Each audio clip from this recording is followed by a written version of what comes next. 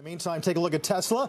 Keep your eye on it, dipping a bit lower. It is the first day trading after splitting 3-for-1. Shareholders received 2 additional shares for each one they already owned as of August 17th. Company split 5-for-1 in August 2020. Stocks up better than 165% since then. Joining us today, Craig Irwin, Roth Capital Senior Research Analyst, who I think, Craig, fair to say you remain wary because of valuation still? I am bearish on Tesla for valuation. Huge admiration for what they've done, but I think there's a lot of other properties people can go and put money to work in and make a lot of money over the next many years. And I think Tesla is likely to give relative underperformance versus those other companies. We've talked a lot about splits last few weeks, but again today, is there a sense net whether or not, I mean, is it a wash? Is it net bullish? Is it net bearish? How do you view the Tesla in the 200s rather than the 900s? So usually what it is, it's an indication that management's themselves excited about further value creation, right? Tesla's going to be doing 40,000 cars, making 40,000 cars a week by the end of the year. Their capacity jumped to 1.9 million units in the second quarter. So they're obviously executing impeccably, right? So they want to hold on to the valuation. They want to make it easy for retail to buy the stock because retail is such a large component of the shareholder base in Tesla, such a large driver of the valuation. So, you know, functionally, yeah, it makes sense for them to do this. And typically large cap stocks, when they're splitting, do perform pretty well. We're just skeptical because we see a lot of really good things on the horizon. You just talked about Plug.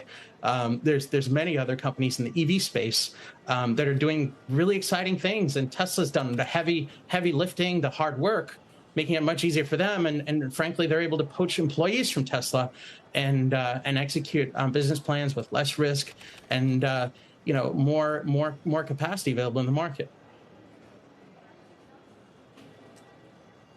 Mike?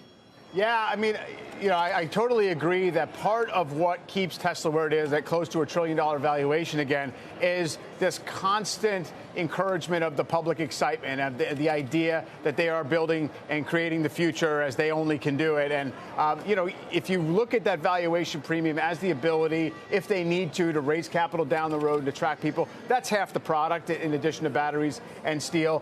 You know, no real reaction today to the split itself. That's probably a good thing. And keep in mind, we're still trading, you know, I guess on a split adjusted basis, what's the high? 400, and now we're just under 300. So it seems as if we're still kind of chopping around this range, held up relatively well compared to some of the other stocks that really, you know, went into moonshot mode during 2021, but still hanging in there fine. Finally, Craig, we had a talk with Mark Fields a moment ago about EV policy. I mean, Ron Barron on our air earlier today would clearly argue, although to his own benefit, that policy is moving EV's direction and as obviously consequentially than Tesla's direction. EVs are the future. There's no question. You know, I encourage everybody that's considering buying a new car to go and test drive an EV. I bought an EV. I love my EV. I'll probably never drive a nice vehicle again. I'll have one in the driveway. But it'll be my wife's or my kids. You know, policy is aligned with the future. And, you know, President Biden has done the right thing with the baby or the baby triple B or you know, the infrastructure bill as well. Both of them have driven great support, both for EVs and EV infrastructure, incentivizing investment in materials and supply chain. This is what we needed. This is what the United States needed to actually pick up the reins and start leading again. Tesla did this with very little support, and now there's support for the whole industry to run in behind them. That's, again, one of the reasons why I'm pretty skeptical on Tesla.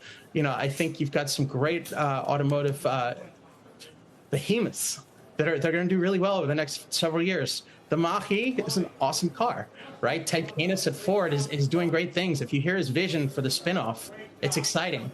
You know, I think people have lots of other exciting things to invest in other than Tesla. Right. Well, it's going to be a cage match for sure. Craig, appreciate it very much. Good to see you.